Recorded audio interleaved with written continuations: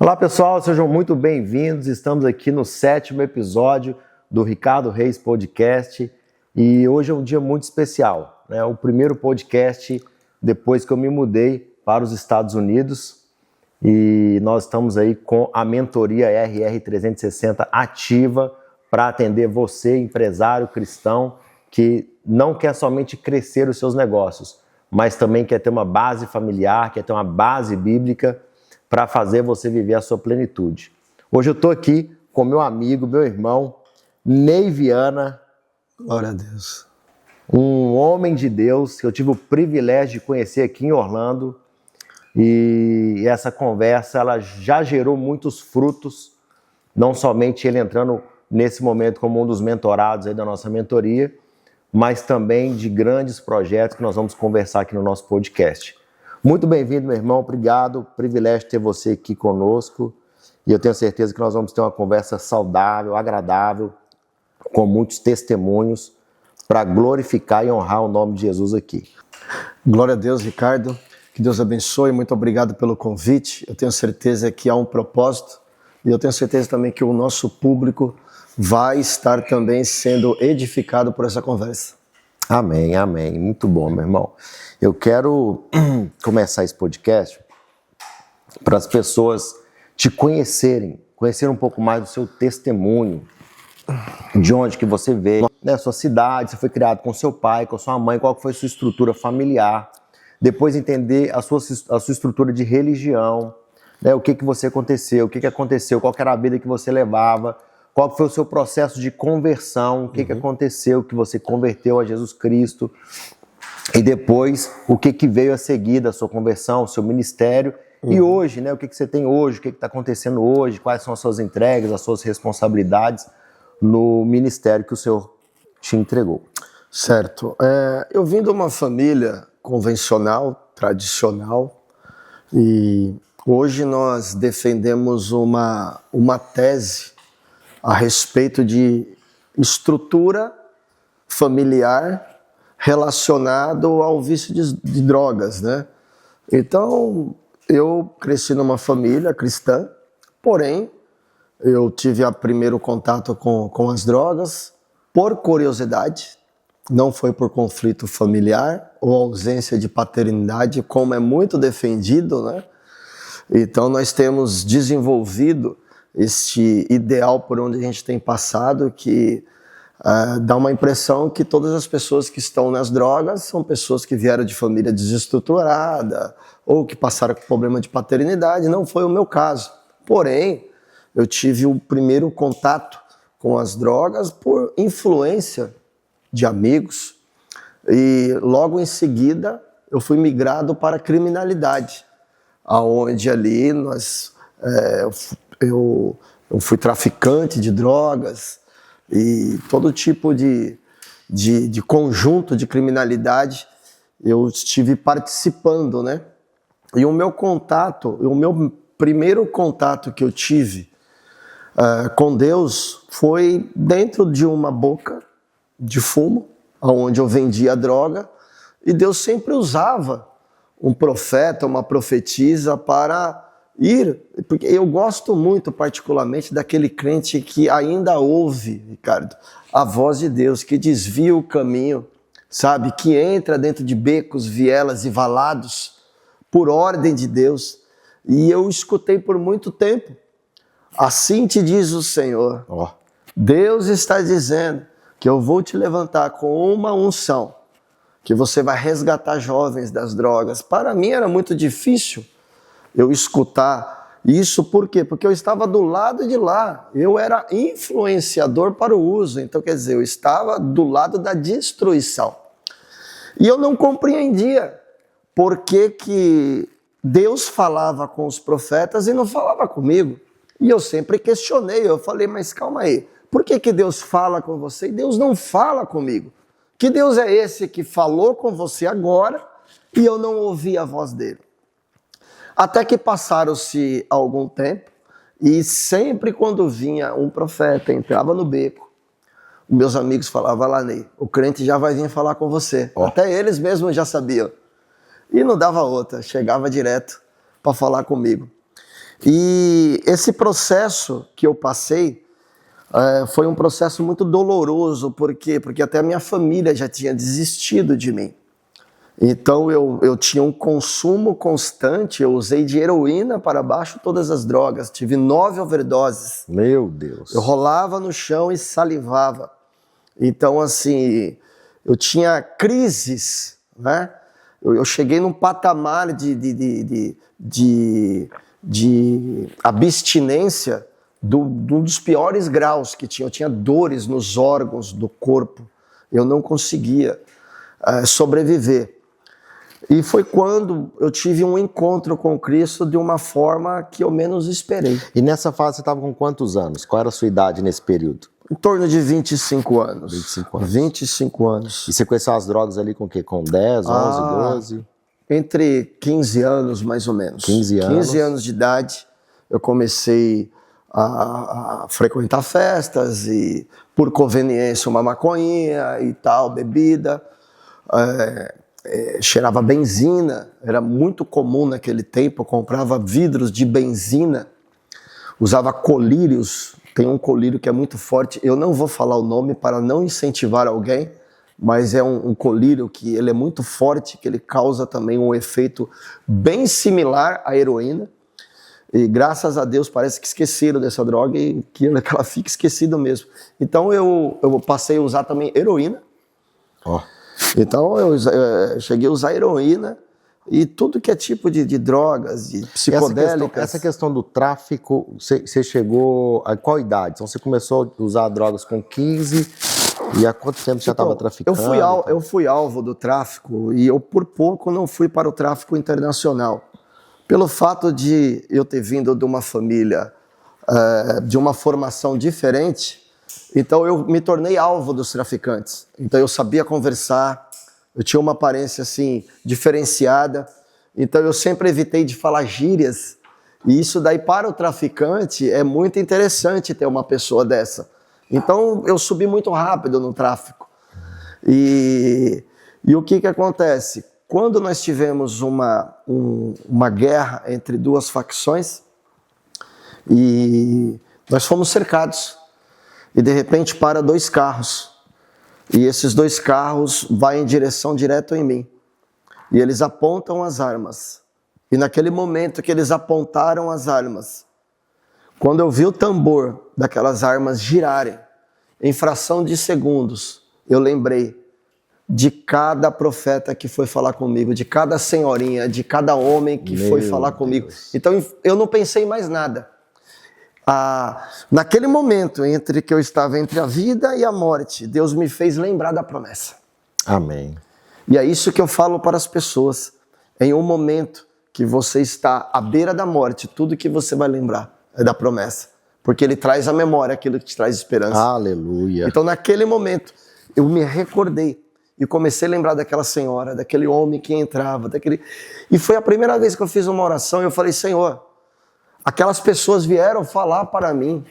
Eu não falei Senhor, eu falei Deus. Aquelas pessoas vieram falar, porque aquela situação me trouxe à memória. E quando começaram a disparar as armas começaram a falhar todas. E eu escutava tique, tique, tique, tique, tique, tique, tique. Só escutava esse barulho. Foi então eu bati a mão em um portão, que sempre ficava fechado. O meu pé estava quebrado nesse dia que nós tínhamos vindo de uma chácara e eu tinha chutado uma cadeira e quebrei o peito do pé, a parte de cima. E eu não estava conseguindo correr. E naquele momento eu bato naquela porta, a porta está aberta. O primeiro milagre que eu vivi, eu senti uma mão, uma pluma debaixo do meu pé. Eu consegui correr. Era como se eu não estivesse tocando o meu pé no chão. E quando eu desço aquela escada, eu escuto uma voz, eu te livrei. Eu achei que era um dos traficantes que estava descendo, ou alguém que estava falando, que abriu o portão para mim. Eu não estava entendendo ainda da onde que estava vindo aquela voz. E de repente eu escuto a segunda voz. Mas na terceira, eu te livrei. Aleluia. Eu senti a presença de Deus, olhei para o céu. E eu fiz uma pergunta, é o Senhor que está falando comigo? E eu senti a presença de Deus da planta dos pés até a alta da cabeça. Amém. Cheguei em minha casa. Tudo que eu tinha de droga, joguei tudo em cima da mesa e falei pro meu pai, joga tudo fora. Ele falou, o que aconteceu, meu filho? Eu falei, Deus falou comigo. Amém. Então o Senhor impactou a minha vida naquilo que eu não acredito. E quantas pessoas estão ouvindo nesse momento que serão impactadas naquilo que não acreditam? Amém. Amém. O Senhor, Ele sempre vai nos confrontar naquilo que a gente menos acredita, para Ele se revelar que é Deus na nossa vida. Amém. E foi isso que Ele fez na minha vida. Amém. Eu queria aproveitar esse momento, entrega uma palavra aí para o público, aquele jovem, aquele adolescente que está aí nesse começo, né? Essa droga da festa, de um final de semana, de uma noite. Certo, o que eu digo para você é, obedeça os seus pais, a primeira coisa, porque isso daí é um mandamento, honre o seu pai e a sua mãe. A liberdade que o inimigo está soprando no seu ouvido, isso daí vai se tornar uma prisão na sua vida. Eu achava que eu estava sendo preso, estava sendo limitado, e o inimigo me enganou. Ele falou, existe um mundo aí, você pode ser livre, mas ele não conta o fim da história. Então você, jovem, você que está na faculdade, você que está no seu colégio, e você identificou que existe alguém que está usando droga, saia enquanto é tempo. Não permita que a droga entre na sua vida, porque ela entra fácil, mas poucos são os que conseguem sair.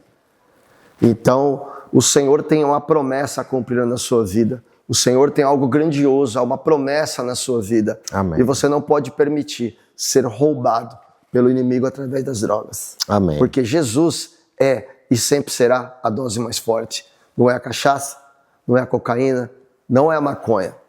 Jesus é a dose mais forte. Amém. Amém. Glória a Deus. Bom, pastor, me conta um pouco aqui agora sobre esse processo, né? Então, teve esse mistério com o Senhor, essa individualidade ali, esse momento com o Senhor. E como que foi o seu pós, né? Pós-contato sobrenatural? Como que foi a sua conversão, a sua libertação? Porque naquele período você teve essa experiência, mas ainda você era um ex-viciado em droga, e dentro do seu corpo tinha muitas químicas. Exatamente. Essa daí foi o meu primeiro contato com a esperança, eu digo assim. Mas quando eu tive a consciência que eu deveria sair do tráfico, que eu deveria sair da criminalidade, ainda ficou um buraco dentro de mim que foi o vício. O vício não foi removido, ele ainda existia. Mas eu já tinha a direção de por onde correr, para onde eu pedir socorro. Mas teve um processo, e foi quando começou a me dar as crises de abstinência. E aí dependeu agora, sabe do quê? Da minha busca. Porque primeiro Deus se revela, depois eu busco Deus que se revelou a mim. Amém. Então eu comecei a buscar, eu comecei a orar, e eu tinha recaídas, mas eu chorava. Eu chorava e falava, Senhor, arranca isso de mim. E o Senhor ouvia a minha oração, e Ele falava assim, é necessário, filho, que você passe agora por esse processo. Porque o meu processo de libertação foi tão traumático, ao ponto de eu não me imaginar nunca mais voltando nessa vida. Então o processo inverso, ele é doloroso e muitas das vezes Deus não alivia. Porque nós precisamos valorizar da onde que Deus nos tirou. Amém. Então, pessoas que não têm processo, pessoas que não lutam por uma conquista, não dá valor. A gente pode colocar um exemplo de uma pessoa que nasce em um berço de ouro e uma que conquistou as coisas. São duas realidades diferentes. Assim é a sua libertação. E se você está nesse tempo assistindo e você está passando por essa dificuldade, de você tenta e não consegue, Deus está tentando extrair no meio da dor aquilo que você tem de melhor. E Ele quer mostrar para você que você é capaz. Amém. É capaz. Quando você tem o contato com o sangue de Jesus, você vai ter certeza que Jesus é a dose mais forte. E não existe prazer maior do que estar na presença de Deus. E o Espírito Santo também vai fazendo o trabalho dele, né, Ney? Vai fazendo o trabalho. Então o meu processo foi esse, o Senhor foi arrancando, eu fui me lavando, eu descobri que enquanto mais eu mergulhava, mais limpo eu ficava.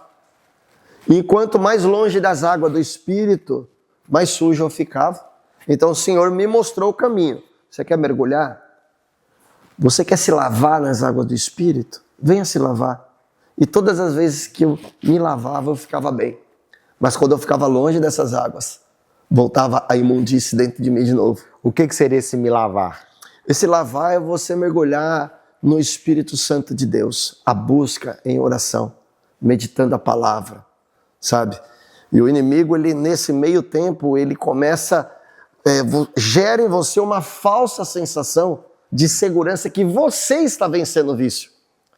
Eu costumo dizer que é o espírito do engano.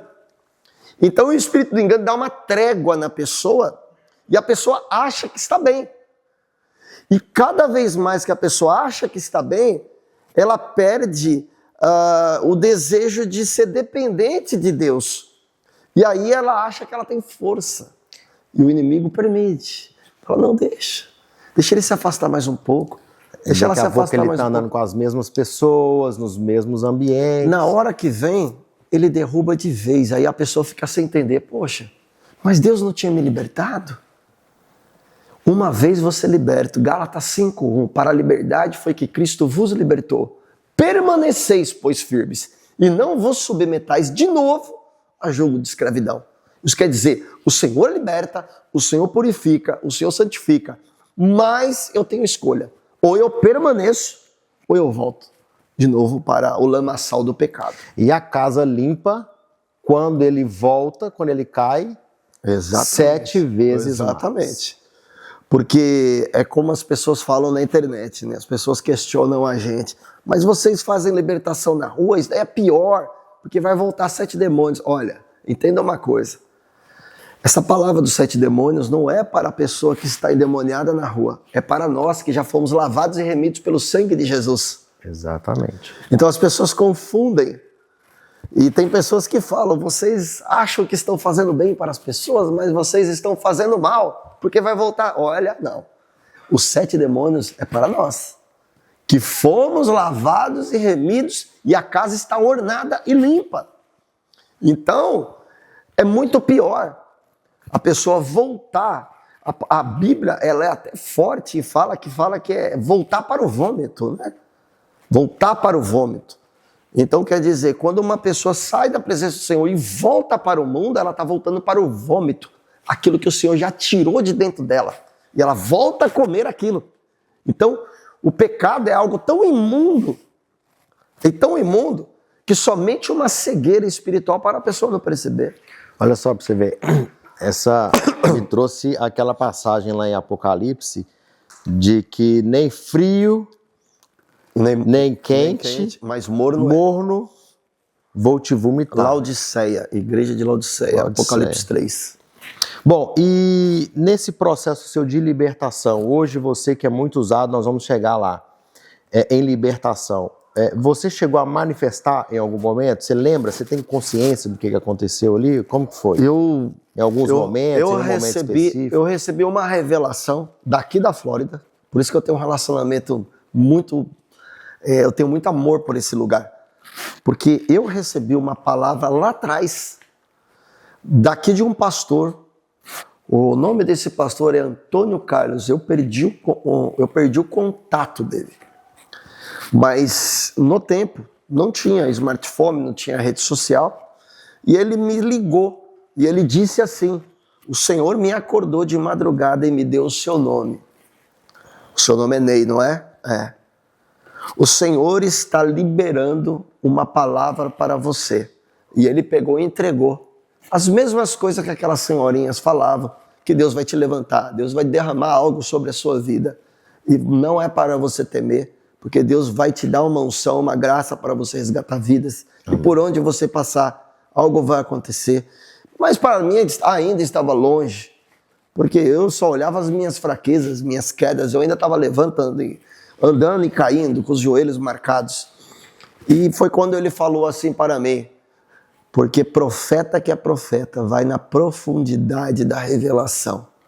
E esse homem, eu não me esqueço, ele falou: para que você saiba que é Deus que fala contigo, vá hoje em uma igreja, procure uma igreja na sua cidade, que o Senhor vai falar contigo. Ok? Eu terminei o meu trabalho, peguei o carro, Parei numa igreja, não consegui entrar, não era essa. Parei na segunda, não era aquela igreja. Na terceira eu entrei em uma Assembleia de Deus, me lembro até hoje. Quando eu sentei lá no fundo, o pregador já estava pregando. Na hora que eu sentei, ele falou: Ney, fica de pé. Assim te diz o Senhor, eu usei o meu servo para falar contigo hoje e confirmo as minhas palavras. Aleluia. E para que tu saibas que há Deus, que há um Deus que fala, eu vou te usar para resgatar vidas e uma grande multidão será influenciada pela unção que eu vou derramar em você. Então ali eu comecei a acreditar mais ainda que Deus falava. E Deus sempre. E depois disso, nunca mais essa voz deixou de falar nos meus ouvidos. Amém. A direção de Deus. Inclusive eu estou aqui em Orlando já pela segunda vez debaixo de uma palavra profética. Porque eu acredito que lá atrás foi liberado algo. E nós estamos acreditando e confiando e temos visto o que Deus tem feito através desse ministério. E eu louvo a Deus pelo Senhor ter me enxergado dentro de um beco. Aleluia. E hoje o que mais nós fazemos é isso. Nós buscamos e resgatamos pessoas dentro dos becos. Exatamente. Porque eu sou fruto de alguém que entrou dentro do beco. Você tem uma unção que recebeu uma libertação de uma área de drogas, de crime, do que for. É verdade. E hoje você tem essa unção aí para a vida das pessoas. Depois que você entrou para a igreja, ficou um tempo na igreja, e aí como que foi o seu desenvolver até o momento do ministério de hoje, aí, pastores de rua? Eu fui muito intenso. Quando eu me converti, eu tive uma experiência com Deus, um batismo com o Espírito Santo muito forte. Eu tive uma experiência de 30 dias.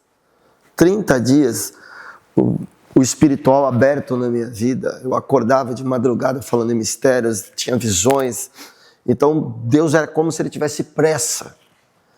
Então, assim, eu saí de viciado para libertador, assim, na sequência. Aleluia. Por quê? Porque para mim, quando eu entrei dentro de uma instituição, dentro de uma igreja, para mim os mistérios já era coisa comum.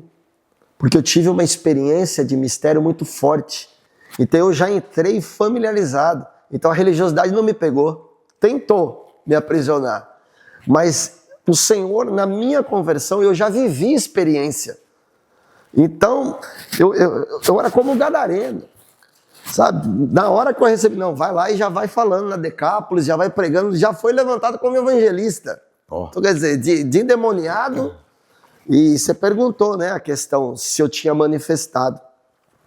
E uma certa feita, um pastor, com o qual eu amo muito, o pastor Reginaldo Guerra, que é o meu pai na fé, com o qual nós temos o contato, nós fomos para a África junto, um homem, assim, uma grande referência para mim, de evangelista. Eu aprendi muito com ele, aprendi muito com meu pai também. Meu pai pregava em caçamba de caminhão pela Igreja Batista. Então eu fui cercado por pessoas, por referências evangelísticas. Então hoje eu sempre falo para as pessoas: tome cuidado com as suas referências. Tome cuidado com quem você anda, quem que é a sua referência. Isso daí pode interferir em todo o seu chamado. E este homem, ele estava pregando e ele me enxergou no meio da multidão. E quando ele me chamou, eu fiquei grudado na cadeira, eu não conseguia sair, eu não tinha força, eu não conseguia, eu fiquei colado. Os demônios estavam me prendendo, porque sabia que ali ia ter uma quebra de corrente na minha vida. Eu ainda estava acorrentado. A minha mente estava liberta, mas o meu corpo, tudo estava com traumas, com um monte de coisa ainda que estava amarrado. Por isso que eu estava lá em cima, caía, ia e voltava. Eu não estava 100% liberto. E quando aquele homem foi orar por mim, eu não estava escutando nada. Eu fiquei surdo. Eu só vi a boca dele mexer. O Espírito Santo de Deus testifica no coração daquele homem e fala: destapa o ouvido dele agora, em nome de Jesus. E naquela mesma hora, eu voltei a ouvir. Na primeira palavra que ele falou, eu fui para o chão. Não vi mais nada. Mas quando eu levantei um novo homem. Aleluia. Naquele momento. E ali eu fiquei apaixonado por libertação. Eu falei: é isso. Ninguém pode ser salvo sem ser liberto antes. E hoje o nosso trabalho é exatamente esse. Quebrar corrente. Amém. Entrar em Gadara. Libertar. Sabe? Quebrar corrente de trauma. Abusos. Sabe? De todos esses tipos de prisões emocionais. Então, o Senhor me fez entender que quando nós temos algum tipo de prisão, a promessa ela não chega na nossa vida. Porque nós estamos totalmente amarrados espiritualmente. Muitas das vezes tem pessoas que estão aparentemente bem, mas estão cheias de prisões. E aí eu me interessei muito por isso. Por quê? Porque na minha vida, se eu não tivesse alguém que entendesse disso, talvez eu estaria aprisionado até hoje, estaria sentado no banco, ia no domingo na igreja, voltasse, cheio de prisões. Mas eu tive contato com pessoas que realmente, o meu pai também sempre fez libertação, apesar de ele ser batista, mas ele sempre foi um homem muito avivado. Olha só. Então você está cercado por pessoas sobrenaturais. Isso daí já é uma grande vitória. E a libertação, ela tem o ver para crer. Né? Você vê um demônio manifestado, legiões, muda o jeito de falar, de andar, de olhar, e depender de uma pessoa próxima, um familiar. Isso mexe com qualquer um. Exatamente. Inclusive, eu acho que hoje nós temos muita falta de libertação dentro das igrejas para as pessoas. Tem cristão que nunca viu um demônio na vida dele. Exatamente. Mais de 5, 10 anos de igreja. Exatamente. E a palavra de Deus fala que expulsar demônios seriam um dos dons daqueles que estão em Cristo Jesus. Então, não tem nenhuma... Jesus disse, né? Ele disse para ide, curai os enfermos, expulsai os demônios, ressuscitai os mortos. De graça recebeste, de graça dai. Isso foi uma ordenança. Vai lá, faça isso. Jesus foi um dos maiores libertadores e tem pessoas que ainda estranham uma libertação nos dias de hoje. Então, assim, nós vemos que a igreja está doente. A religiosidade, eu costumo dizer, isso aqui vai servir para alguém. Nós temos 2 prisões em nossa vida. 2. Estas 2 prisões que nós temos na nossa vida, a primeira ela é bem conhecida, mas a segunda prisão ela é bem desconhecida. Qual que é a primeira prisão? Quando estávamos no pecado. Quando nós estávamos acorrentados por vícios diversos, não é verdade? Jesus pegou, nos libertou, entramos numa igreja, levantamos a mão, descemos as águas e surgiu um novo homem. Agora, qual que é a segunda prisão? Se chama religiosidade. A religiosidade é uma prisão invisível do crente. Sabe quem que passou por essa prisão? A igreja de Éfeso. Em Apocalipse 2 diz assim: eu conheço as suas obras, do seu trabalho. Sei que você tem tido paciência e não tolerastes os maus. Sei que você é cuidadosos e tem trabalhado incansavelmente. Tenho, porém, contra ti, que deixaste o primeiro amor. Lembra-te de onde caíste e volte a praticar as primeiras obras. Opa! Então quer dizer que eu preciso me arrepender de algo que não é pecado? Então quer dizer que eu tenho uma queda na minha vida que não foi pecado? Sim. Quando nós deixamos o primeiro amor, nós estamos nos laços da religiosidade. A corrente do pecado foi quebrado, mas as amarras da religiosidade têm prendido cristãos. Jesus, ele fez um convite, Ricardo. Vinde a mim, todos que estáis cansados e sobrecarregados, que eu vos aliviarei. Depois do convite, ele faz um pedido: ficai em Jerusalém, até que do alto sejais revestidos de poder. Depois ele pega e dá uma ordem: ide por todo mundo e pregai o evangelho. Então nós temos 3 períodos. Tem gente que só veio, tem gente que só quer ficar, mas pouco querem ir. Muito bom. Então, para você que veio, fique. Para você que veio, fique. Para você que já ficou e já foi cheio do Espírito Santo, já recebeu a promessa, está na hora de você ir. E se você não pode ir, envia um missionário. Faça isso. Amém. Nós precisamos ter esse entendimento. Amém. Que o evangelho ele não termina quando nós entregamos a vida para Jesus. Está começando. Ele começa. Começando. Tem tanta gente que pensa, não é isso? Já fiz a lição de casa e levantei já. Não, tem muita gente que é um pecador seco e levanta um pecador molhado. E aquele cristão ou até mesmo um pastor que ele tem medo de demônio, mexer com libertação, tô fora, não morro de medo, eu acho que ele ainda não entendeu que o nosso Senhor é o Senhor dos senhores, o Rei dos reis. Uhum. Eu acho que ele ainda não entendeu que do nosso lado tem 2/3 dos anjos e no inferno todos os demônios só tem 1/3 dos anjos. O que você tem para dizer para essas pessoas, pastor? Na verdade, ele não é que ele não entendeu. É que ele está sem orar e sem jejuar faz muito tempo. Credencial não expulsa demônio. Cargo muito menos. Se ele não carregar a presença do Senhor, é nessa hora que é manifestado. Então tem muitas pessoas que têm uma boa credencial, têm um bom cargo, mas não carrega a boa presença do Senhor. E acabou-te. Foi-se a glória de Deus. Tá faltando unção. Tá faltando unção. É impossível você estar cheio do Espírito Santo e você não compreender as coisas espirituais. Eu não consigo fazer essa conexão de pensamentos e associar. Eu sou constantemente criticado por alguns teólogos, né? Eu não sou um crítico da teologia, não. Eu sou crítico de teólogos religiosos, que é bem diferente, que não tem a experiência que a gente tem, não tem a intimidade que a gente tem, e o camarada quer corrigir uma vírgula que nós falamos errado. Mas se você colocar um demônio na frente dele, ele é o primeiro a sair correndo. Então, nós precisamos hoje viver uma realidade no Evangelho. Quem está cheio do Espírito Santo compreende as coisas espirituais e não menospreza.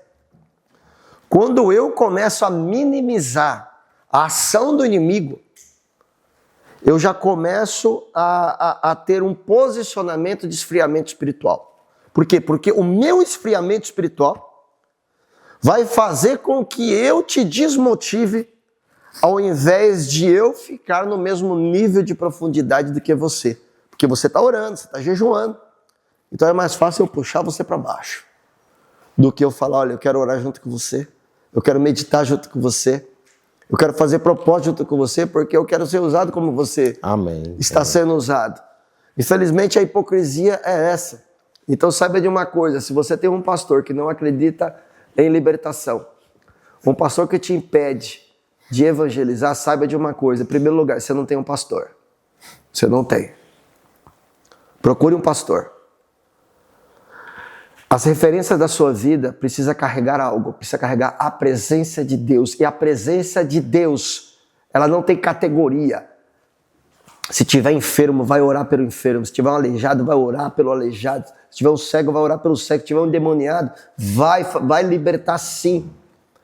Agora, se você vê que a pessoa está correndo, saindo fora, cuidado. É o primeiro sinal. É o primeiro sinal. Tem muitas pessoas que estão caídas de pé. Por isso que a palavra do Senhor diz, aquele que está de pé, cuide para que não caia.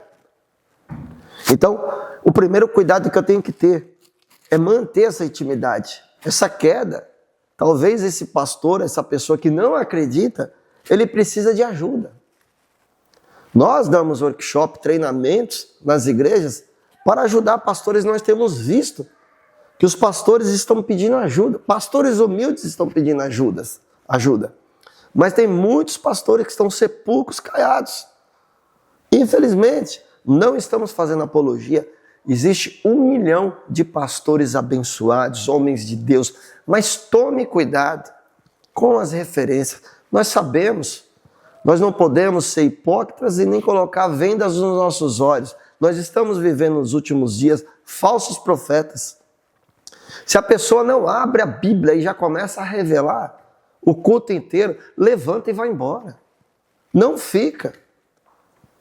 Então, as mesmas pessoas que ficam hoje, que só vai para a igreja atrás de revelação e estende a mão para o profeta, é as mesmas que um dia vai estender a mão para uma cartomante. No meu tempo, Ricardo, a gente ouvia muito falar, eu já vi macumbeiro se converter, mas eu nunca vi um crente ir para macumba. Hoje você não pode falar mais isso. Por quê? Porque são crentes que estão indo atrás de revelação. Eu acredito em profeta. Deus me usa na profecia. Amém. E eu sei quando Deus usa um profeta para falar comigo.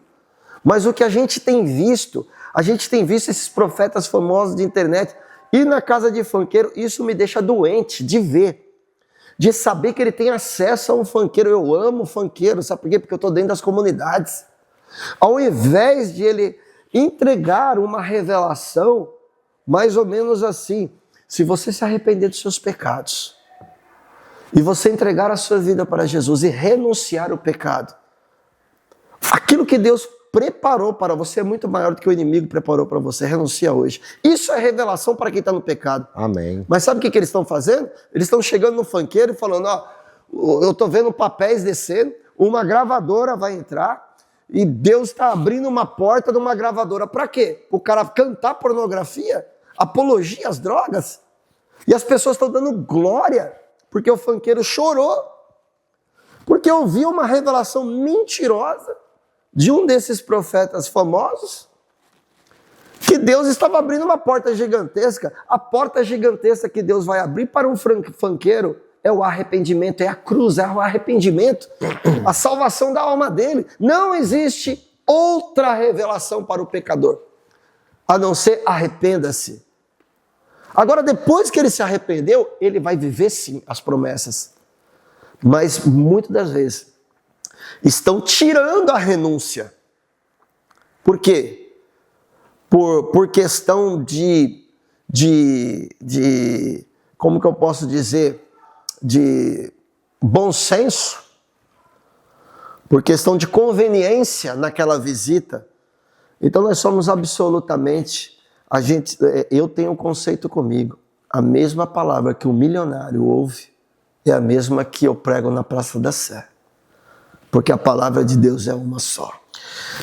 Eu vejo que muitas pessoas estão entregando tudo para que o Espírito Santo faça e ele não precisa fazer, ou faz só o básico e o raso e deixa que o Espírito Santo convence, que o Espírito Santo faça. Mas ele não tem um posicionamento, uma postura de um cristão de verdade. Exatamente. Não tem. Nós falamos, no dia que eu te conheci, nós conversamos muito sobre posicionamento de guerra. Nós estamos em uma guerra 24 horas por dia. Nesse dia de hoje, muitas almas foram para o inferno, porque não conheceram a Cristo. E ir para o inferno é um eterno sofrimento. Eterno sofrimento. E nós não desejamos isso para ninguém, nem para o nosso pior inimigo. Por causa de falta de posicionamento de muitos cristãos e um posicionamento de guerra. É orar, é jejuar, é evangelizar, é ler a palavra. Tem que estar com unção. Exatamente. Eu costumo dizer algo que somente a igreja é capaz de mudar a estatística. A igreja tem se acovardado na guerra. O Senhor não deu autoridade para governos. O Senhor não deu autoridade para a polícia. Não. Ele somente aparece depois que o crime aconteceu, para punir. Mas a prevenção e o resgate foi dado para a igreja. Governo nenhum resgata a vida. Assistente social nenhum resolve o problema do espírito da miséria na vida de ninguém. Foi nos dado autoridade para mudar estatística. Somente a igreja pode.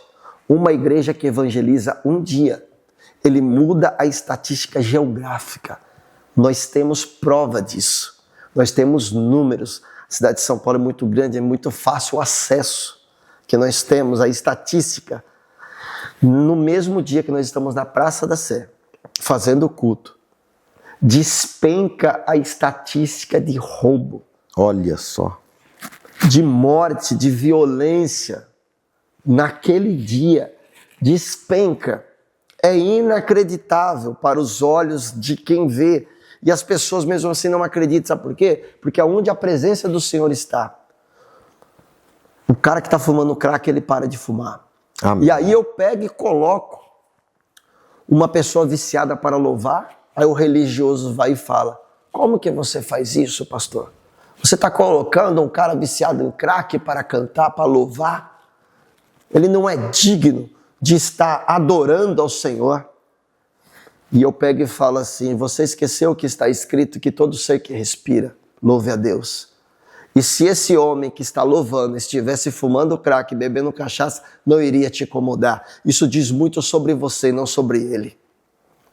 E não sobre ele. Nós estamos vivendo tempos tenebrosos, onde crentes religiosos estão querendo censurar o mover do Espírito Santo por eles não terem acesso a esse mover. E aí eles já chegaram a falar: você hipnotiza as pessoas, vocês pagam para essas pessoas fazerem isso. Por quê? Eles não têm acesso. Eu posso ver uma cena onde eu for, eu identifico e falo: aonde manifesta um demônio é aonde tem poder de Deus. Amém. Porque tem pessoas que entram e saem da igreja. Entendeu? Por que não está acontecendo dentro das igrejas mais manifestação? Porque a manifestação dentro da igreja diz muito sobre a unção de altar. Porque não é possível que uma multidão de uma igreja que tem 500, 1000 pessoas num culto não vai manifestar uma pessoa. Sabe por quê? Porque às vezes você não... o culto em si ali não incomoda aquele demônio que está dentro da pessoa. Para mim, eu tenho comigo: demônio não pode participar de culto. Quando você vê aqueles vídeos na Praça da Sé, é simplesmente pessoas que estavam assistindo ao culto. Não foi provocado uma libertação. Mas na hora que o fogo do Espírito Santo desce, na hora que vai uma lâmpada de fogo, tem que manifestar. Por quê? Porque o que está escondido tem que pular para fora. É necessário ter mais libertação nas igrejas. Porque as igrejas, antigamente, todas tinham libertação. A referência da igreja era essa: queima, queima, queima, queima, todo mundo queima, queima, queima. Então quer dizer, se tivesse demônio escondido no meio da congregação, aquela pessoa não ia embora sem a libertação. Tinha a fila lá, o apelo, todo mundo chegava no apelo, manifestar 2, 3, 4. Era muito comum. A igreja de 30 anos atrás, 20 anos atrás, todos os cultos tinham libertação. O que está acontecendo hoje que não está tendo? O que está acontecendo que não está acontecendo cura em todas as igrejas? Porque é o mesmo Deus. Por que acontece na igreja A e não acontece na igreja B? É outro Deus? Mas vai ver a dedicação daquele pastor. A dedicação da direção daquela igreja. E o propósito. Na minha igreja o propósito é libertação. Vai ter libertação. Na minha igreja o propósito é um louvor bonito. Luzes. Vai ter um louvor bonito. O propósito não é esse. Tão fora do contexto de salvação? É claro que não. Mas o Senhor nos chamou para libertar o cativo. Amém. O que a palavra diz? Em Isaías e em Lucas: o Espírito do Senhor está sobre mim, com o qual me ungiu, para evangelizar os pobres, para pregar aos pobres, dar vista aos cegos e apregoar o dia aceitável do Senhor. Hoje, infelizmente, nós vemos um público que é escolhido e selecionado. Tem igreja que é classe A, B. Entendeu? Isso daí é uma verdade. É como uma carteira de cliente, eu escolho o meu cliente. Então, infelizmente, essa não é a igreja do Senhor. Eu não posso fazer esse tipo de conexão com o evangelho da igreja primitiva. Deixa eu te fazer uma pergunta. Como que iniciou esse ministério dos pastores de rua na sua vida? Pastores de rua veio através de uma porta fechada. Então eu estava em um ministério, e quando eu me converti, os dons foram ativados muito rápido. E eu comecei a receber convite. Eu estava nem aí, eu entrava. As pessoas me chamavam para dentro de terreiro para orar. Eu orava por Pai de Santo, manifestava, libertava, declarava que o Senhor é Deus, me entregava aqueles vestidos terríveis, aquelas coisas. Eu levava tudo para a igreja, não tinha tanta experiência. O meu pastor falava, ô meu filho, o que é isso? Tal, não sei o que, não traz aqui não. E aí eu comecei a trazer pessoas de facção criminosa, homossexuais, drogados em geral, traficantes. E aí foi quando eu tive o primeiro contato que nem todos estavam preparados para receber esse público. Até que ele começou a falar, olha, você não pode ficar trazendo esse povo para cá. Eu falei, mas eu não estou fazendo a coisa certa. Igreja não é para isso, eu não tenho que trazer essas pessoas. Mas porque você não é separado para nada, essas coisas, né?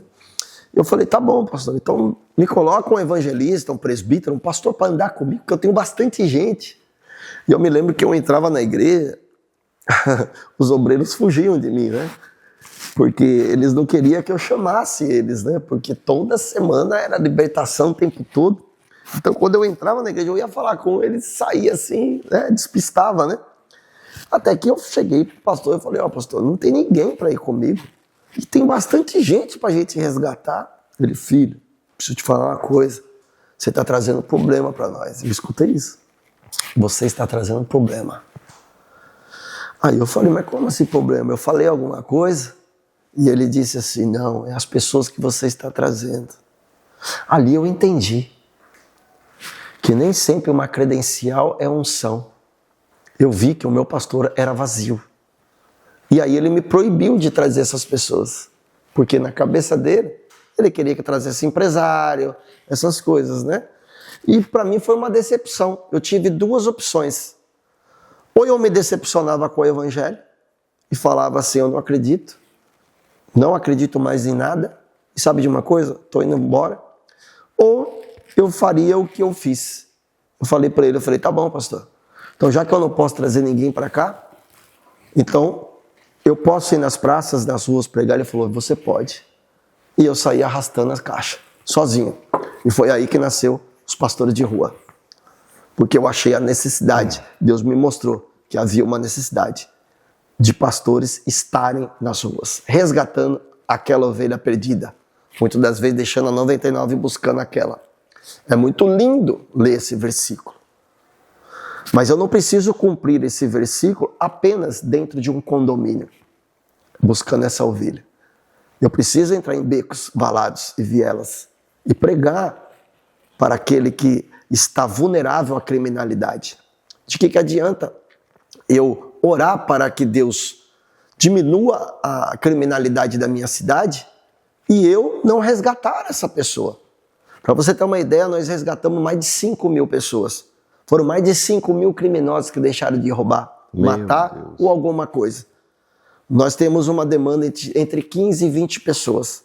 Não conseguimos mais, porque nós ainda não temos a nossa casa de recuperação, que nós vamos ter em nome de Jesus. Mas nós queremos bater um número de 30 a 50 pessoas resgatadas. São 30 a 50 pessoas que deixam de roubar, que deixam de fazer mal para a sociedade. E não tem como você não mudar uma estatística de uma cidade tirando 50 pessoas, toda semana. Toda semana.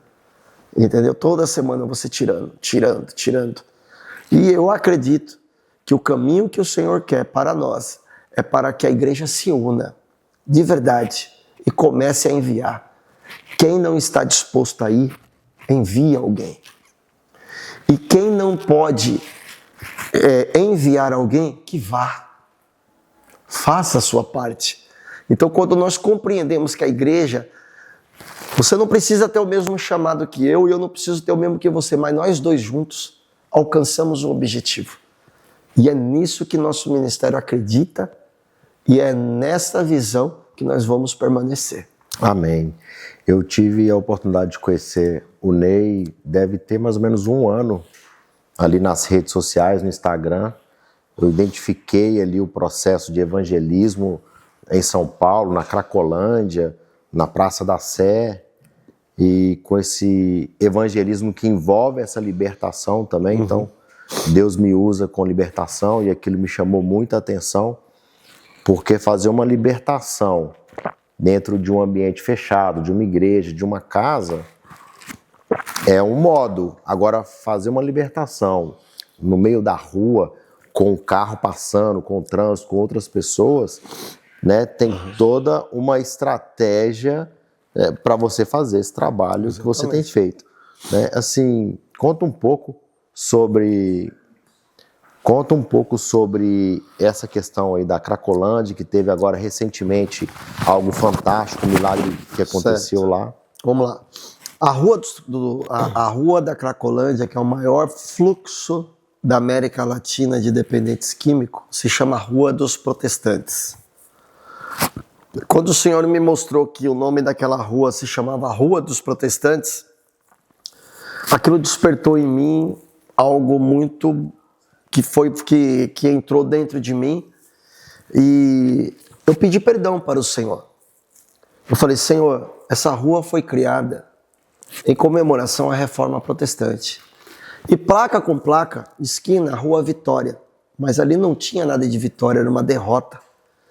E Deus falou para mim desta forma. Ele disse assim: esta rua foi criada em comemoração ao povo de Deus, a Reforma Protestante. E essa Rua da Vitória é a vitória do povo de Deus. Amém. Depois do protestantismo. E ali naquele momento, Deus me fez refletir.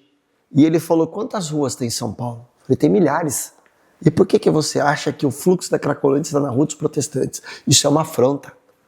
Você vai juntar 300 homens, 300 de Gideão, vai dar 7 voltas. Vocês vão apontar para essa potestade. E essa potestade vai cair por terra. Foi quando nós começamos a juntar, treinar pessoas. Então, quer dizer, nós tivemos 650 inscritos para selecionar 300 pessoas escolhidas. Nós escolhemos, fomos tirando as pessoas. Então, quer dizer, não era um evento de multidão, era um propósito. E ali nós tínhamos um grande desafio, porque nós somos a única equipe que entra sem marmita, sem doação dentro da Cracolândia. E para você entrar, você tem que ter uma marmita, você tem que ter alguma coisa. E começou o grande desafio, com tráfico, tudo. E eles tentaram impedir, e quando eles tentaram impedir, eles caíam endemoniados e começaram a ver que a gente era diferente, que nós estávamos lá para libertar. O segundo desafio, aí conseguimos ter o acesso, era ficar 3 horas respirando fumaça de crack. Nossa! Então, quer dizer, eu sou ex-dependente químico, usei 15 anos, drogas. Na minha equipe nós temos líder de facção de 200 anos de cadeia, pra você ter uma ideia. Nós temos pessoas que vieram do homossexualismo, pessoas que vieram de diversas pessoas que foram resgatadas da própria Cracolândia, da própria Praça da Sé, que hoje fazem parte da nossa equipe. Então a nossa equipe é uma tropa mesmo de choque de pessoas resgatadas, que agora são resgatadores. Amém. Então a grande maioria foram resgatadas, pessoas que vieram da Umbanda de verdade, entendeu? E o que acontece? Nessa daí, nós tínhamos essa preocupação. Senhor, como que eu vou fazer? Como que eu vou levar esse povo? Quantas pessoas já foram viciadas ou algo parecido? Vai lá, antes de entrar, e ore por todos. Eu vou tapar as narinas deles. E aconteceu um milagre muito grande. Nós oramos. Senhor, conforme o Senhor revelou, tapa as narinas de todos. Irmão, nós entrávamos e saímos daquela Cracolândia sem cheiro de cigarro. Meu Deus. Sem cheiro de cigarro. Uma pessoa fumando do seu lado já é o suficiente para encardir sua roupa, seu cabelo, sua meia, tudo. Então nós não sentíamos cheiro. E da putrificação deles também. Porque nós orávamos, às vezes as pessoas criticam por que a gente estava usando luva, mas era cabeças abertas, tumores pulando para fora, vermes de cemitério nos membros do corpo. Porque o membro, quando eles machucam, e apodrece. Então é muito comum você ver lá pessoas com perna preta, ressequida, morta. E você vê vermes andando, porque o corpo entende que morreu. Então lá era um dos únicos lugares que fora do cemitério que tinha vermes de cemitério. Então você ia colocar a mão na cabeça você via buracos na cabeça, com vermes na cabeça, ninhos de piolho, assim de monte, mas a gente tinha que pôr a mão. E aí vai lá o religioso e fala, mas Jesus não usava luva. Fala, bom, mas nós não somos Jesus. Ali tem vírus, bactérias mortais, tudo que você pode imaginar, de tudo que você pode imaginar de imundície. E aí nós tínhamos toda essa dificuldade, cheiro forte, cadáver, tinha vezes que a gente chegava, tinha pessoa morta, só com alumínio em cima, quantas vezes, mulheres abortando, sabe o que é mulheres soltando partes de feto por causa da droga, e a gente encaminhar, e tudo isso daí, a gente estava num leprosário, na verdade. Meu Deus. Um leprosário, pessoas mutiladas, e aí vai a pessoa e não compreende. E a gente tem que orar por uma pessoa e tem que ficar trocando de luva toda hora, porque suja de sangue. Mas nós estávamos lá, e todas as pessoas que nós oramos foram embora para casa, ou foram internadas, ou tomaram o rumo da vida. Amém. E aí nós juntamos 300 Deão. Demos 7 voltas. 1, 2, 3, 4, 7. Apontamos para cima, tocamos o chofar e declaramos que aquela potestade ia cair naquele dia.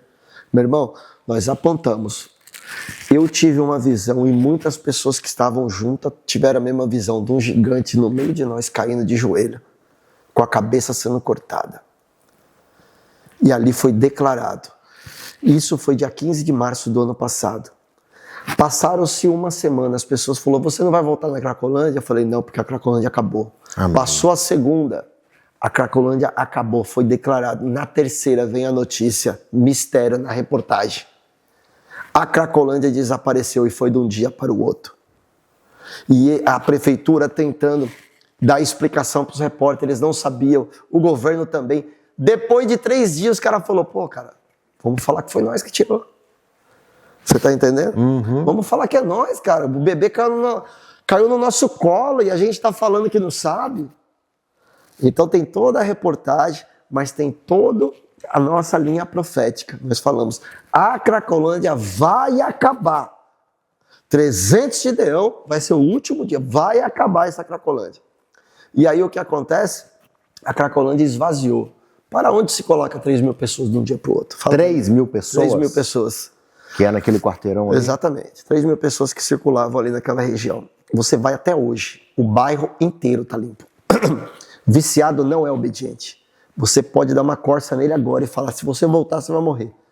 Você vai, daqui 10 minutos ele volta para o mesmo lugar. Então não existe um comando geral para viciados.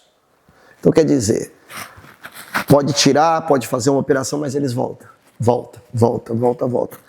E aí nós voltamos agora, dia 29, depois de 6 meses cravado, dia 29 de novembro, para quê? Fazer um culto de ação de graça dentro da Cracolândia.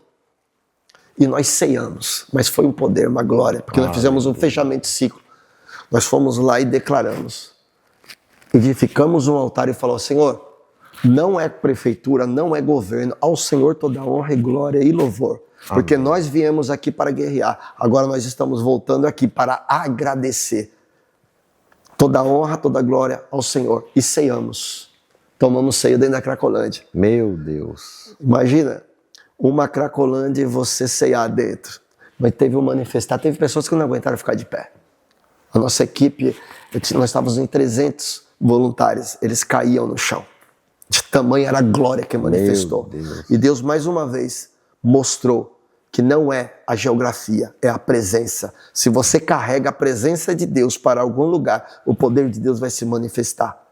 E nesse momento, nós declaramos ali que o Senhor é Deus e que Jesus é a dose mais forte. Muito bom, muito bom. Então, já aproveita aí, você que está nos assistindo, já começa a seguir aí o nosso canal, deixe já o seu like nesse vídeo, compartilha com alguém que precisa aí conhecer, escutar tudo que nós estamos conversando aqui. Vai ser um privilégio ter você no nosso canal. Bom, Ney, então, dando sequência, né? Essa demanda que o seu ministério hoje tem para você encaminhar essas pessoas que estão na rua, nesse tratamento que é feito ali, nesse cuidado, nesse amor, nessa visita. E aí, qual que é o próximo passo? Você já está trabalhando em algo? Porque quando você chegou, né, quando eu te conheci, eu tive o privilégio de te conhecer esse testemunho, essa história, e eu identifiquei que dentro da minha vida, né, tenho uma experiência em uma área específica que eu tive a oportunidade de viver, que chama Reto à Esperança, lá em Portugal. Eu tive a oportunidade de visitar em Lisboa e em Porto. É um ecossistema que cuida, trata e mantém, né, esses dependentes químicos, essas pessoas abandonadas, doentes, enfim, tudo de graça para quem precisa. E ele tem ali uma estrutura que não somente vai ser tratada a área de alimentação, ou a área das higienes pessoais, ou de acordar e dormir, mas também é tratado algo ali na área profissional, né? Então, ali naquele ambiente que é um ecossistema, tem ali a demanda da cozinha, da fazenda, da mecânica dos carros, né? Lá eles recebem doações de móveis, de eletrodomésticos, e aí tem uma equipe que vai buscar, depois tem uma outra equipe que conserta isso tudo. Enfim, tem uma equipe que visita os supermercados, padarias, que pega ali os produtos, né, que estão vencendo naquela semana, eles alimentam com aquilo. É praticamente autossustentável, não depende de verba nenhuma, de oferta nenhuma, e tudo funciona, e as pessoas são tratadas não somente na doença, mas também nesse lado profissional, para ele seguir na sociedade depois, né, ser inserido na sociedade. E eu lembro quando eu comentei com você sobre isso, comecei a escrever e mostrar, você olhou nos meus olhos e falou assim: Ricardo, você é uma resposta de oração por uma demanda que nós temos hoje no nosso ministério. Verdade. Quando você falou, eu fiquei bastante, assim, surpreso, porque Deus conhece a nossa necessidade. E nós chegamos no nosso limite de resgate de pessoas. Nós temos parceiros que nos ajudam, mas chega uma hora, né, que não dá.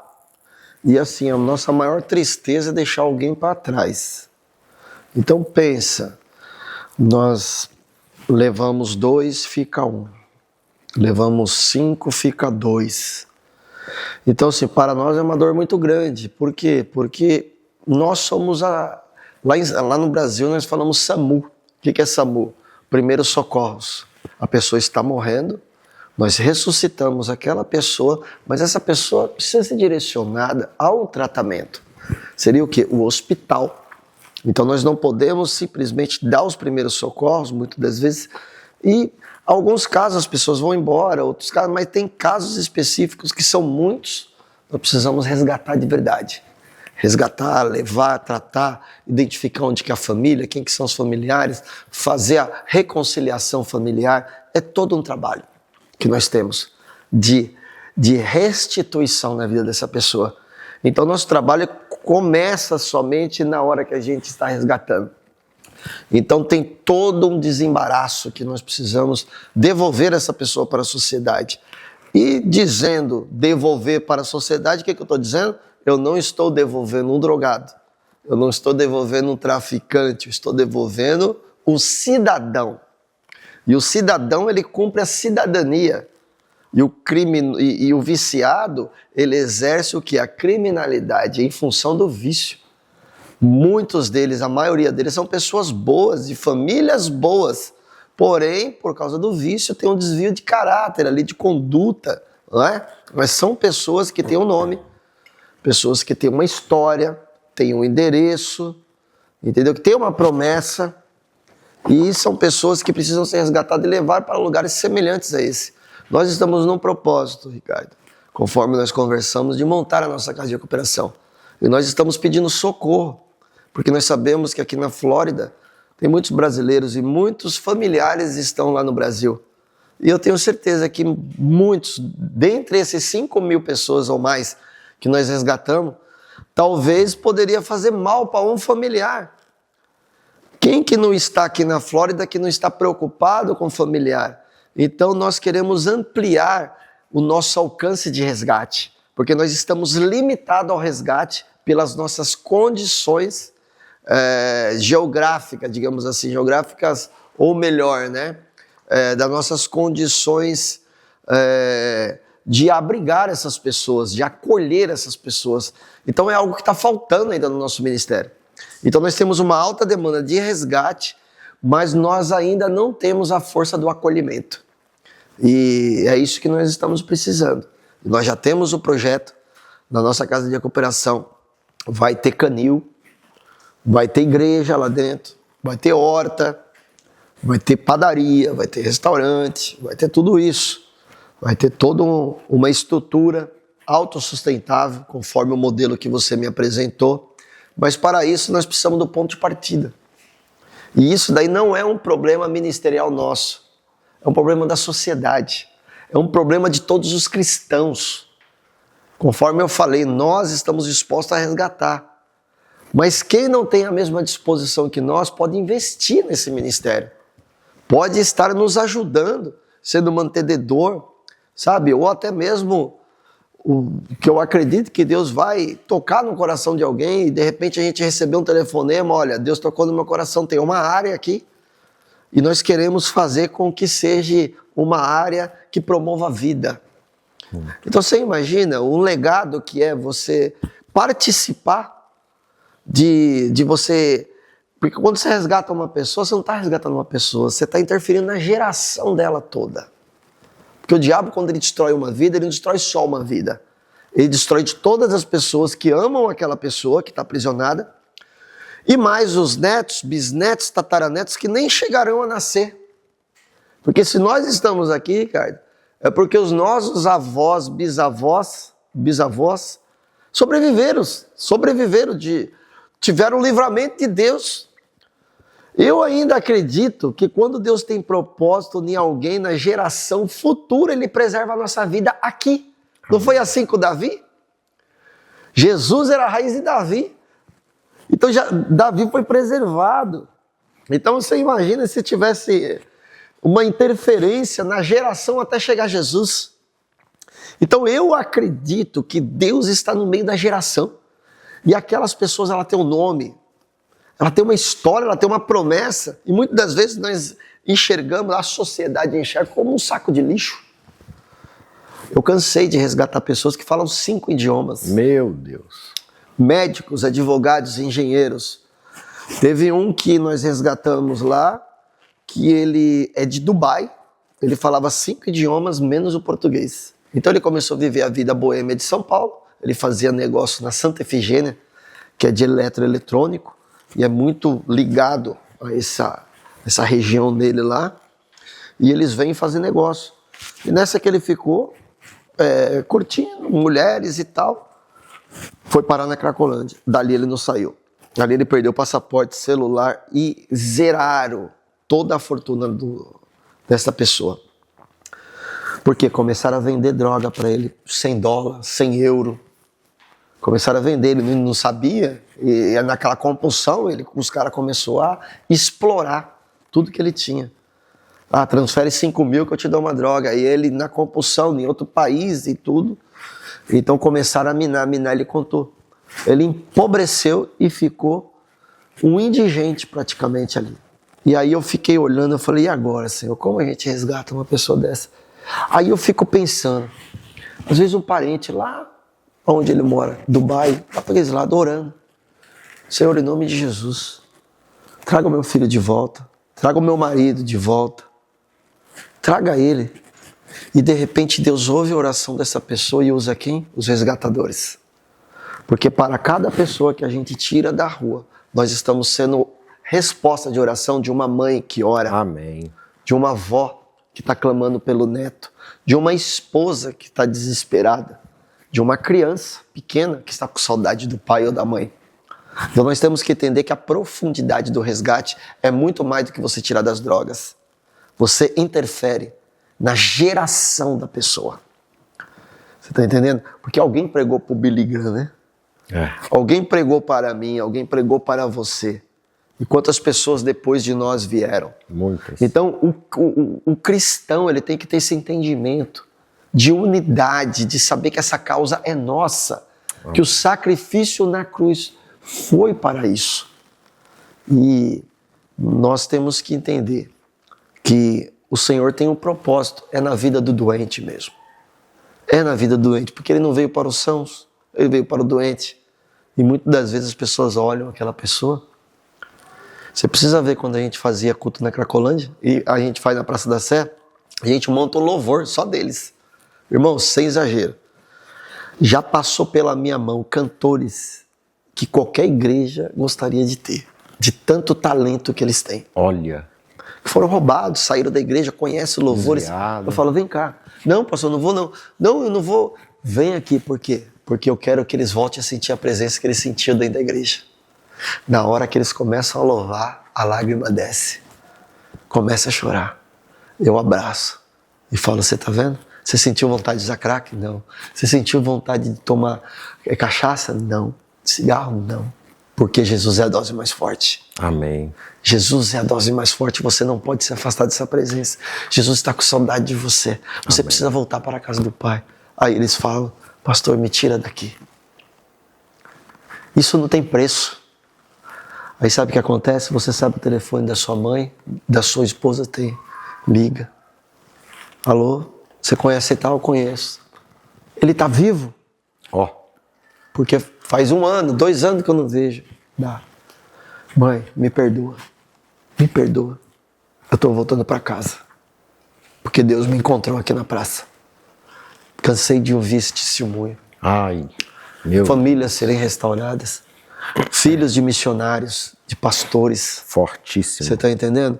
Então, o que nós queremos é fazer com que o povo de Deus entenda essa causa. Isso é uma causa.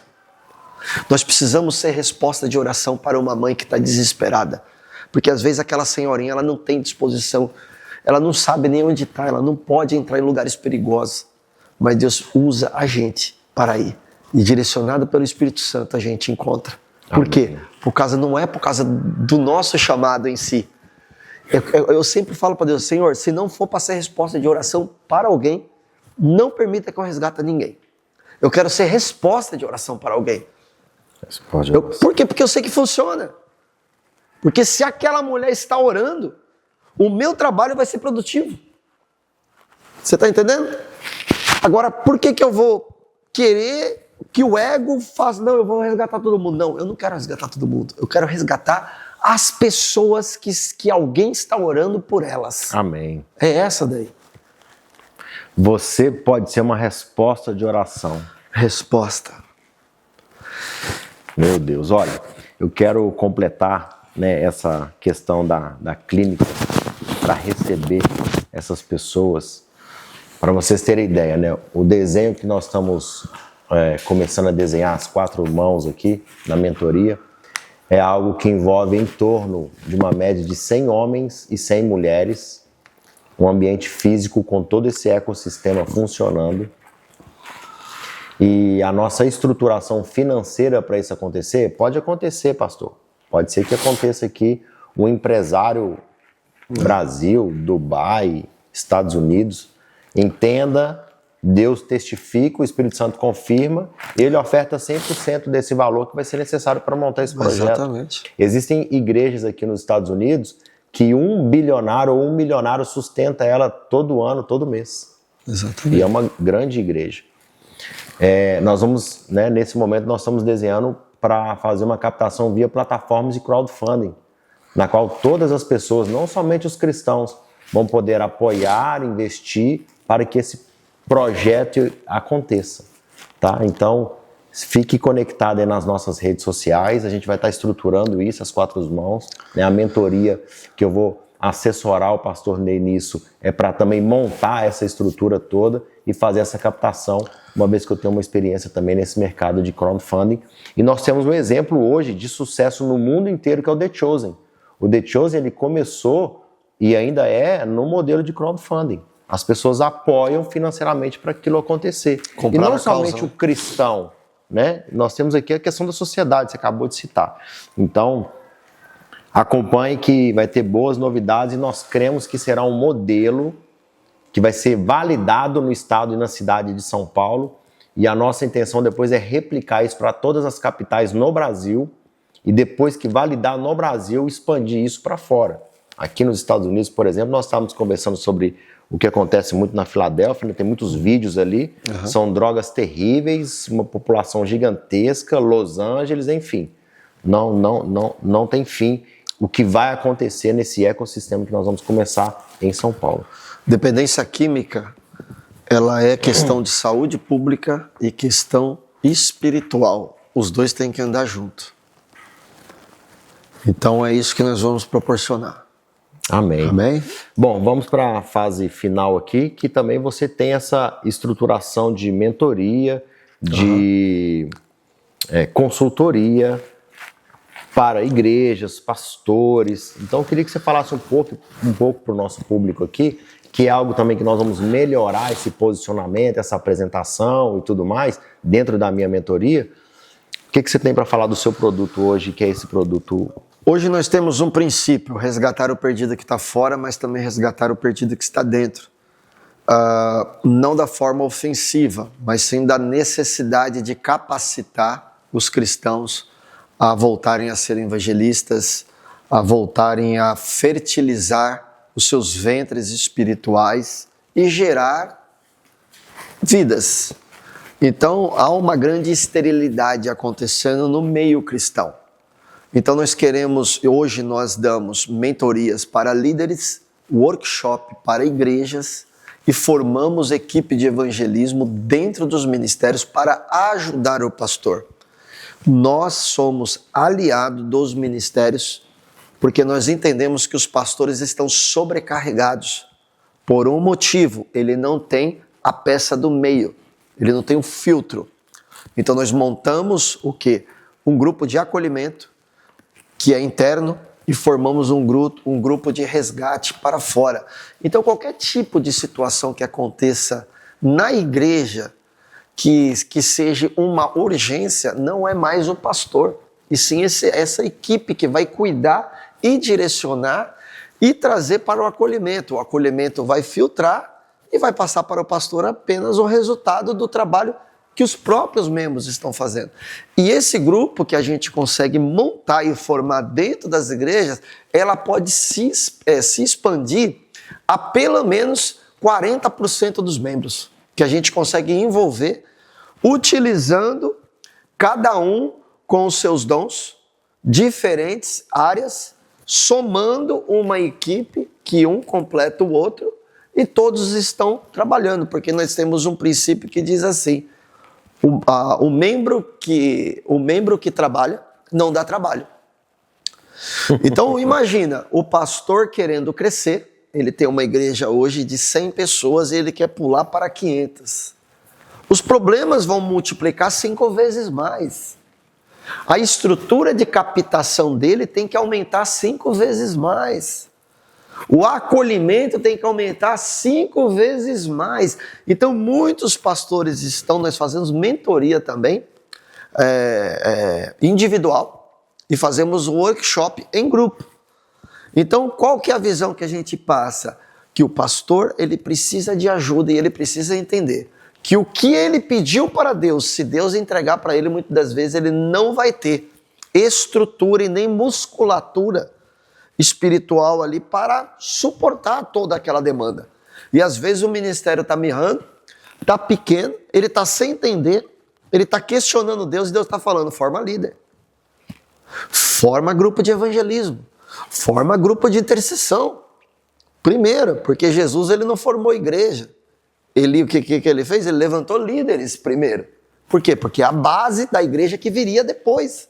Então Jesus é o maior exemplo. E às vezes o pastor está interessado em entrar centenas de pessoas dentro da igreja. E aí que acontece? O membro passa a não apertar nem a mão do pastor, porque o pastor não quer ter acesso, porque ele já está sobrecarregado. Ele fica com medo de cumprimentar o membro e o membro pedir para ele ir na casa dele, porque naquela semana ele já tem 15 visitas para fazer. E aí é onde começa a fuga. Tem alguns pastores que não estão preparados para essa conversa, mas quando a gente faz a mentoria, a gente coloca na mesa. É isso que está acontecendo. Não é que você foge dos membros, é que você já está sobrecarregado. Então, se a gente trabalha em um filtro de evangelismo, outra coisa, olha isso. O pastor, muitas das vezes, ele vê a igreja mirrando, ele fala: eu vou trazer um pregador itinerante, e vou trazer um cantor famoso. Ele tem um investimento aí de 20 mil reais, 15 mil reais, na intenção de inflar a igreja, mas aquele público vai embora junto com o pregador, porque vieram só para ver aquele pregador. O investimento mais barato que tem e o mais produtivo que tem é evangelismo, porque o evangelismo vai trazer pessoas que estão afastadas, pessoas que nunca entregaram a vida para Jesus, pessoas que estão passando por crises na vida e estão fora da presença do Senhor. Essas pessoas vão ser os novos membros, de verdade. Com certeza. Você está entendendo? Aí o camarada pega e faz um evento, uma conferência caríssima, gasta 100 mil reais, 150 mil reais, fica bonito, a foto, as imagens, fica ótimo, mas o princípio ativo do crescimento não é esse. O pastor pode fazer o evento que for, ele pode gastar 1 milhão no evento, mas se ele faz a lição de casa, se ele envia missionário, se ele tem um grupo de evangelismo e se ele tem um grupo de intercessão dentro da igreja. Nós estamos falando de coisas óbvias, mas eu tenho rodado igrejas tanto no Brasil quanto fora, e nós temos visto que há uma grande demanda de falta desses critérios. Quando o evangelismo sai de dentro da igreja, a igreja está enfadada a cada vez mais mirrar. Por quê? Porque nem sempre a igreja vai ter dinheiro para trazer um cantor famoso, um pregador de renome. Mas o evangelista está lá, ele precisa de um bloquinho assim, ele precisa de um investimento de 100 reais para comprar material de evangelismo e ele traz pessoas. O evangelista traz pessoas que vão ser futuros membros. Então somente o pastor que compreende isso, ele vai passar pelo crescimento. E nós orientamos os líderes, pastores, e também damos capacitação para o povo. Quando nós fazemos mentoria com a liderança, aí agora é a hora de fazer com o povo. Por quê? Porque a liderança tem que comprar primeiro o propósito. Pastor, eu entendo, é isso mesmo. Tá, liberou. Até flui no espiritual. Vai lá agora, fertiliza minhas ovelhas. Quando a gente sai, a gente fala, ó, estamos entregando aqui, ó, 100 evangelistas na sua igreja. Eles vão sair uma vez por semana, uma vez por cada 15 dias, mas vão sair. E eles vão apresentar o número de pessoas que eles alcançaram. E quantas pessoas querem uma visita dos obreiros nas casas dele. E é isso que funciona. E é isso que nós vamos implantar. Amém. Com essa mentoria e com esse workshop. Amém. Glória a Deus. Bom, estamos chegando à nossa reta final aí. Quero agradecer imensamente esse amado irmão, pastor, amém, Ney Viana, que Deus continue abençoando a sua vida, te entregando graça, favor, trazendo as pessoas certas ali para sua equipe, amém, né? E que esse seja um novo tempo na sua vida, né? Eu creio que essa vinda pela segunda vez aqui nos Estados Unidos, novas portas já estão se abrindo, novas pessoas, e eu vejo que há, no mundo espiritual, eu vejo que há um novo tempo para o seu ministério. Glória a Deus. Amém. E eu tenho certeza que grandes testemunhos nós vamos contar a partir desse dia, tá? Eu creio. Em nome de Jesus. Quero finalizar com uma oração. Você pode orar para a gente finalizar? Senhor, em nome de Jesus, a Ti toda a honra, glória e louvor. Nós somos gratos a Ti, Senhor, porque tudo é por causa de Ti, Senhor. Eu agradeço, meu Pai, por este canal de bênção, o Ricardo. Esses homens que o Senhor enviou, meu Pai, essa equipe de filmagem, toda essa estrutura, meu Pai, que o Senhor venha abençoar, que o Senhor venha dar direção, Senhor, a esse projeto, a este podcast, e que pessoas sejam alimentadas por tudo aquilo que for falado neste canal. Que o Senhor venha soprar, Senhor, no YouTube, no Instagram. Que o Senhor venha dar amplitude, Senhor, da voz, que muitas das vezes nós somos anônimos. Mas o Senhor, meu Pai, está neste negócio. E nós cremos em um tempo que tantas pessoas estão investindo milhões para propagar o pecado, a promiscuidade, o adultério, a apologia de todos os sentidos. Mas o Senhor levantou, meu Pai, amém, este podcast, que será uma pregação para uma pessoa que vai assistir, ela vai ser tocada e vai ser transformada. Amém. Que o Senhor venha abençoar esse projeto. Que o Senhor venha derramar do teu poder, meu Pai, sobre o pessoal da mídia. Amém. Que o Senhor venha, meu Pai, a cada dia, meu Pai, acrescentar. Nós queremos, nesse momento, te agradecer. E essas pessoas que estão assistindo neste momento, que elas sejam tocadas pelo teu Espírito. Amém. E que elas sejam transformadas pelo poder da tua palavra. A ti toda honra, glória e louvor, em nome de Jesus. Amém. Amém. Amém. Glória a Deus. Amém. Deus abençoe.